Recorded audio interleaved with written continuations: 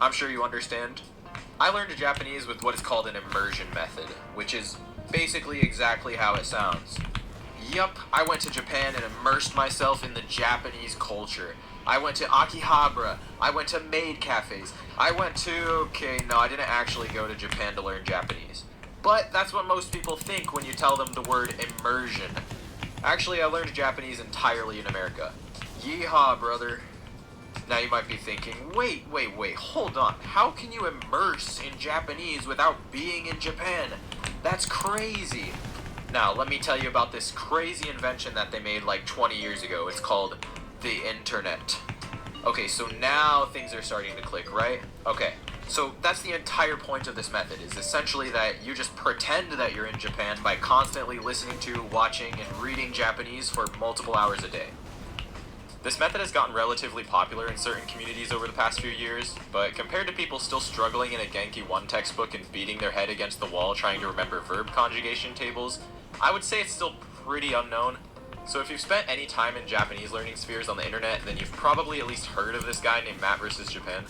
You could probably say that he's the most influential person in making this method popular to people on YouTube, and a lot of what I'm going to talk about in this video involves principles which I first learned through his channel. Okay, so first there's some basics that we need to discuss. If you're going to take anything away from this video, it should just be what I'm going to talk about here.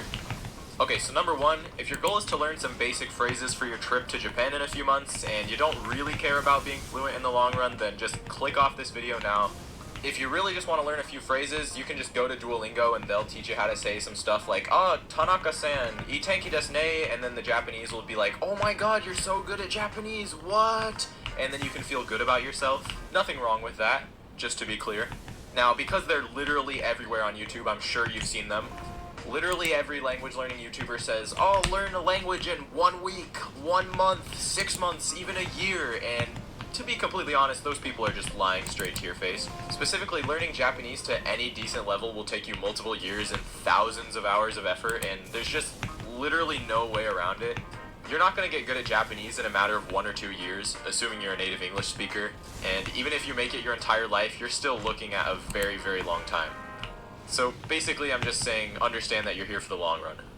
Okay, so the second thing we need to talk about is the distinction between acquisition and learning.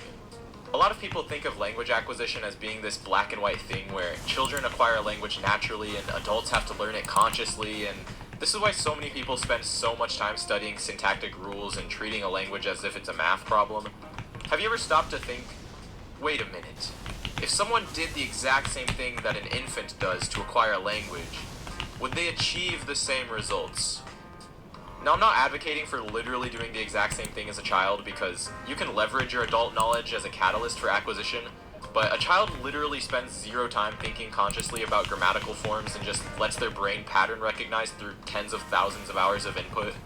So basically what I'm trying to say is, input is the single most important thing in language learning.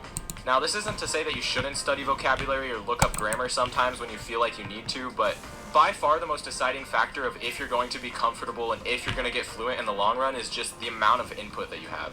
There's this linguist named Stephen Krashen who's pretty popular among people doing an immersion method, and he has this awesome video from like the 80s where he explains the concept of comprehensible input, and I would highly recommend watching it. But for the 99% of you who are too lazy, and I understand, he basically just says that humans acquire language by understanding things through contexts which include ambiguous words which by themselves would not be understood.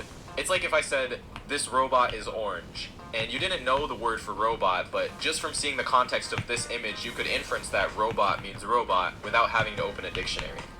Krashen says that contrary to the way most people learn languages through memorizing grammar rules and trying to treat a language like a math problem, that humans are equipped with a biological ability to acquire language when exposed to it for long enough, and that this ability is not limited to children. This is to say that language learning consists of consciously studying rules in ways that are commonly taught in classrooms, and language acquisition consists of naturally picking up things through mass exposure and letting the brain's pattern recognition ability do what it was biologically meant to do. This idea is basically the crux of what I'm going to be talking about today, and I've met so many people who, like myself, had very successful results doing methods which are based in ideas that Krashen put forward. Jeez. Okay, so now that that's out of the way, how do we actually put these ideas into practice, you might be asking? Well, actually, that's the easy part.